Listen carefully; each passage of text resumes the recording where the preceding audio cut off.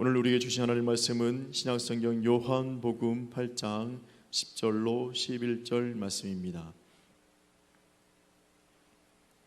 요한복음 8장 10절로 11절 말씀. 네, 우리 다 자시었으면 우리 한 목소리로 합독하겠습니다.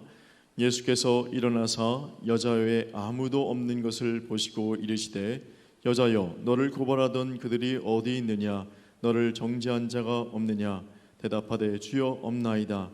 예수께서 이르시되 나도 너를 정죄하지 아니하노니 가서 다시는 죄를 범하지 말라 하시니라. 아멘. 오늘의 본문은 이 서기관들과 바리새인들이 예수님을 시험하고자 음행 중에 한 여인을 잡아온 사건입니다.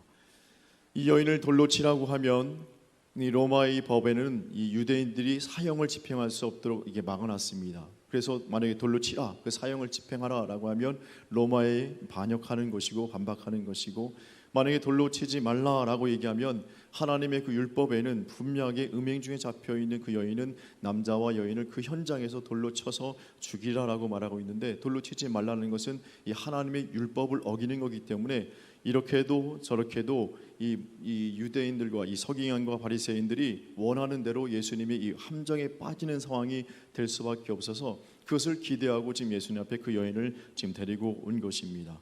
그런데 예수님께서는 이 모든 사건을 통하여서 우리에게 말씀하신 것이 예수님이 이 땅에 오신 본질적인 이유가 무엇이고, 더 나아가서 구원의 큰 그림을 우리에게 다시 한번 보여주고 우리들이 어떻게 이 땅 가운데 믿음의 삶을 살아야 되는지를 이 사건을 통해서 우리에게 보여주고 있다는 것입니다.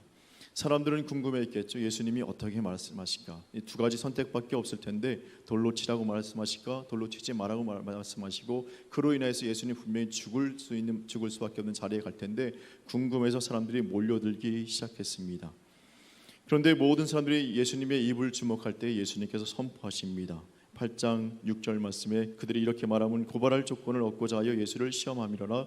예수께서 몸을 굽히사 손가락으로 땅에 쓰시니, 예수님께서 사람들이 이거 어떻게 하겠습니까? 이 여인을 돌로 치야 되겠습니까? 돌로 치지 말아야 되겠습니까? 라고 질문을 하고 웅성웅성 떠들 때 예수님께서 갑자기 몸을 숙이더니 땅에 글씨를 막 쓰십니다. 그리고는 다시 일어나셔서는 선포하십니다. 이 중에 죄 없는 자가 먼저 돌로 치라 라고 소리를 치시고는 다시 꿇어앉으시더니 다시 글씨를 막 씁니다. 그래서 이게 예수님께서 무슨 글씨를 썼을까 해서 사람들이 이렇게 많이 고민을 합니다. 그래서 첫 번째 쓴 것을 헬라어로 살펴보면 막 이렇게 급하게 썼다. 두 번째 헬라어를 보면 이게 천천히 썼다라고 해서 첫 번째는 율법에 대해서, 사랑의 율법에 대해서 쭉 쓰시고, 다음에 죄에 대한 율법에 대해서 쓰시고, 두 번째는 각 사람들의 죄에 대해서 썼다라고 이야기하기도 합니다.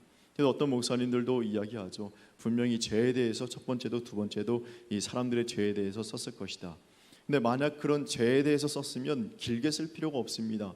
길동, 물레방아, 닐동, 엽산, 딜동, 앞산, 밀동, 안방, 그렇게 쓰면 그걸 자기가 알지 않습니까? 자기가 죄를 저지른 그 상황과 장소를 아니까 사람들이 그 둘러봤던 첫 번째 둘러치고 있던 사람들이 자신들의 이름이 나오고 죄가 나오니까, 그 장소가 나오니까 슬금슬금 뒤로 빠질 수밖에 없는 거죠. 두 번째 있는 사람들도 자신의 이름이 있는 것 보고, 아니면 자신의 앞에 있는 사람들 이름을 보고 죄의 장소에 써 있는 거 보면 아니까 이 자리에 있다가는 자기의 이름도 거론되고 자기가 또 죄 지은 것도 다 드러날 것 같으니까 도망가지 않았을까라는 생각을 좀 해보는데요. 그런데 중요한 것은 예수님이 무엇을 썼다는 것이 중요한 것이 아닙니다.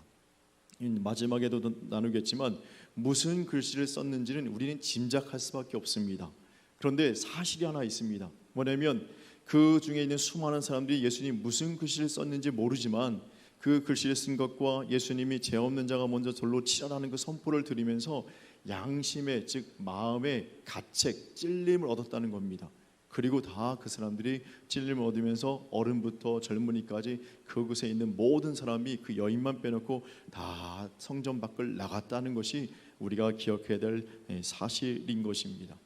우리는 이 사건을 통해서 우리가 깨달을 수 있는 것은 모든 사람들은, 육신을 가진 사람은 예수님 외에 모두가 죄인이라는 것입니다. 그래서 로마서 3장 23절 말씀에 모든 사람이 죄를 범하였음에 하나님의 영광이 이르지 못하더니 라고 이야기합니다. 그 죄는 로마의 법으로도 우리나라의 헌법으로도 그 어떤 노력으로도 죄를 해결할 수 없습니다. 로마서 3장 24절 말씀은 그리스도 예수 안에 있는 성령으로 말미암아 하나님의 은혜로 값없이 위로다 하심을 얻은 자 되었느니라. 요한복음 8장 12절에는 예수께서 말씀하여 이르시되 나는 세상의 빛이니 나를 따르는 자는 어둠에 다니지 아니하고 생명의 빛을 얻으리라라고 말씀하고 있습니다. 또한 본문 8장 11절에는 대답하여 주여 없나이다. 예수께서 이르시되 나도 너를 정죄하지 아니하노니 가서 다시는 죄를 범하지 말라고 선포하십니다. 정죄하지 않는다는 것은 너의 죄를 내가 용서해 줄 것이니 다음부터는 죄를 범하지 말라라고 이야기하시죠. 예수님에게 이런 죄를 사하는 권세가 있는 것이 다른 성경에도 기록되어 있는데요. 바로 누가복음 5장 20절 후반절과 마태복음 9장에도 있고 마가복음 2장에도 있는 것인데 바로 이 중풍병자에 대한 이야기입니다. 네 사람이 중풍병자를 예수님께서 쭉 내리죠. 지붕을 뚫고 내릴 때 예수님께서 그 사람에게 선포하십니다.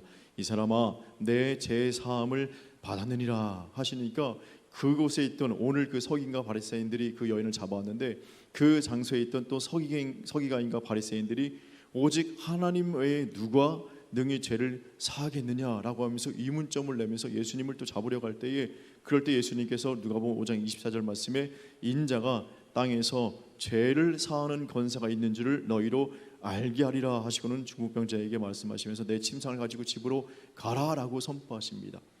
즉 병만 치유하시는 것이 아니라 예수님께서는 하나님과 동일하게 죄를 사하는 권세가 있으심을 선포하고 계시고 이 여인에게도 그것을 말씀하고 있습니다. 이 땅 가운데 우리의 죄를 사하실 분은 오직 예수님 뿐인 줄로 믿습니다. 어떤 율법으로도 되지 않습니다. 어떤 노력으로 되지 않습니다. 어떤 선행으로 되는 것이 아니라 오직 예수님이 주신 우리의 구원의 구속의 은혜로만 우리 죄가 사함 받는 줄로 믿습니다. 우리가 이 사건을 통해서 우리가 기억해야 될 것이 있습니다. 바로 예수님 없는 인생은 죄를 품고 태어나서 죄와 더불어 살고 죄로 인하여서 죽음을 맞이하지만 예수님을 믿는 믿음을 가지고 예수님을 영접한 사람은 예수님이 그 심령 속에 있는 사람은 죄를 품고 태어나지만 죄에서 벗어나는 그 은혜를 경험하게 되고 그 은혜 가운데 살고 그 믿음으로 그 은혜로 영생을 얻는다는 것입니다. 이것이 바로 우리의 신앙의 고백인 줄로 믿습니다. 이 여인에게 선포하십니다. 38년 된 병자를 치유하시면서도 말씀하셨는데요. 이 여인에게도 동일하게 선포하십니다. 다시는 죄를 범하지 말라라고 이야기합니다. 우리가 다시 죄를 범하지 않기 위해서는 영적으로 깨어 있어야 되는데요. 영적으로 깨어 있기 위해서는 바로 예수님과 가까운, 예수님과 밀접한 관계, 예수님과 늘 동행하는 삶을 살아야 되는 겁니다. 다시 이 말씀을 첫 번째로 돌아가면 이 양심의 가책을 받은 사람들이 있었습니다. 예수님이 선포하시고 죄 없는 자가 먼저 돌로 치라 글씨를 쓰시고 그것을 바라보고 있던 사람들이 양심의 마음의 찔림을 받고 그 자리에서 전부 성전을 떠나갑니다. 그런데 이와 비슷한 상황이 성경 속에 두 군데 기록되어 있는데요. 바로 누가복음 3장 7절 이하에 보면 세례 요한이 주변에 요단강으로 몰려드는 수많은 사람들 앞에 아주 강한 어조로 선포합니다. 심지어는 이 독사의 자식들아 라고 하면서 막 선포할 때 사람들이 무리가 그 마음에 하나님의 말씀이 선포되는 것에 마음에 찔려서 이렇게 얘기합니다. 누가복음 3장 10절 말씀에 무리가 물어 가로되 그러면 우리가 무엇을 하리이까? 또한 세리들도 마음에 찔려서 선생이여 우리는 무엇을 하리이까? 또한 군인들도 물어 이르되 우리는 무엇을 하리이까? 세례 요한의 선포, 말씀의 선포를 들으면서 마음의 찔림과 마음의 혼돈함이 갈등이 있는 사람들이 그 자리를 떠나가지 않았습니다. 그 자리에 머물면서 이 세례 요한에게 선포합니다. 우리가 무엇을 그럼 해야 되겠습니까? 마음에 이런 답답함이 있고 마음에 응어리가 있고 마음에 뭔가 뭉쳐있는 것이 있고 마음에 찔림이 있는데 우리가 그럼 무엇을 해야 되겠습니까? 그럴 때 세례 요한이 너희들이 회개하고 세례받으라 다시 믿음의 삶을 살라라고 선포하죠. 사도행전 2장 26절에는 베드로가 또한 선포합니다. 하나님 말씀 성령 충만 받아서 하나님 말씀을 선포할 때에 이 사도행전 2장 37절 말씀에 그들이 이 말을 듣고 즉 하나님의 말씀을 듣고 마음에 찔려 베드로와 다른 사도들에게 물어 이르되 형제들아 우리가 어찌할꼬 하고는 베드로가 선포합니다. 회개하라 그리고 세례를 받으라라고 할 때 그 날의 신도의 수가 3,000이나 되었다라고 이야기합니다. 동일하게 하나님 말씀을 듣습니다. 동일하게 말씀을 들으면서 마음에 콕콕 찔림이 있습니다. 갈등이 있습니다. 고민이 있습니다. 그런데 예수님과 함께 했던 사람들은 마음에 찔리고 양심에 찔림이 있었는데 그 자리를 다 떠나갔습니다. 아무도 없었습니다. 그런데 세례 요한 앞에 있었던 사람들, 베드로 앞에 있었던 사람들은 그러면 그 마음에 찔림이 있는데 그러면 우리가 무엇을 해야 되겠습니까? 라고 질문하고 그 자리에서 세례받고 그 자리에서 회개하고 더 나아가서 신도, 성도의 삶을 살게 되는 새로운 인생의 길이 펼쳐진 것을 우리는 말씀을 통해서 잘 알 수 있습니다. 우리는 이 땅 가운데 살아갈 동안에 죄인된 나를 구원하시기 위해서 이 땅에 오신 예수님께 감사해야 될 줄로 믿습니다. 더 나아가서 이 땅 가운데 살아갈 동안에 이 강단에서 선포되는 말씀, 아니면 내가 말씀을 읽을 때에, 기도할 때에, 찬양할 때에 마음에 찔림이 있을 때 우리는 뒤돌아서면 안 되는 겁니다. 우리는 그 자리에서 그러면 하나님, 이 말씀이 내 마음팍에 와 닿았는데 이것 때문에 내가 좀 마음에 좀 어려움이 있는데 그럼 무엇을 해야 되겠습니까? 성전을 떠나갔던 그 사람들이 아니라 그 자리에 머물러서 그럼 내가 어떻게 해야 되겠습니까? 더 예수님께 가까이 가는 삶을 사는 인생이 돼야 될 줄로 믿습니다. 그 여인, 그 자리에 머물러 있던 그 여인에게 예수님께서 죄 사하심을 선포합니다. 그리고 새로운 인생을 살라고 말씀하십니다. 너의 인생이 새로운 인생이 되었다. 이것이 바로 우리의 모습인 줄로 믿습니다. 죄인된 모습으로 태어났지만 예수 그리스도의 구속의 은혜로 우리가 이 땅 가운데 살고 있고 그 은혜 가운데 있으므로 다시는 죄를 범하지 않게 해서 영적으로 깨어 있으므로 양심의 가책이 올 때마다 더욱더 예수님께 나아가서 내가 어찌해야 되겠습니까? 무엇을 해야 되겠습니까? 질문하고 예수님의 응답 따라 살아가는 귀한 인생, 그 믿음으로 오늘도 영육간에 강건하시고 승리하시기를 주님의 이름으로 축원합니다.